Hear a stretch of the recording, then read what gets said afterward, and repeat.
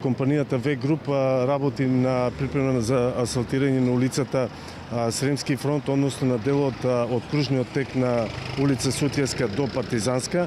Тука имавме оштетување на самиот асфалт, така да го речем, наребрување од тешките товарни возила. На улица Сремски фронт се работи на оштетувањето од последната поплава кој што имавме кај училиштето Гоце Делчев. Компанијата Ескаватори веќе работат на асфалтирање на кружниот тек, што го работиме на местноста Дујле.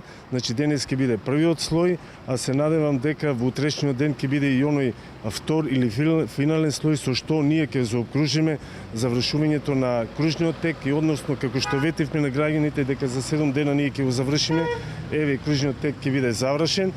Инаку компанијата Колетранс денес работи на асфалтирање на улица Еврејска.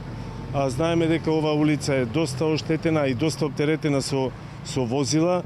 Во денешниот ден таа ќе заврши со асфалтирање на оваа улица, а веќе утрешниот ден се спрема, оваа компанија спрема да асфалтира дел од улицата на Христијан Карпош, каде што е врската измеѓу црвените згради и триаголникот кој што го имаме на улица Христијан Карпош, односно коцката кој што имаме на овој дел од градот.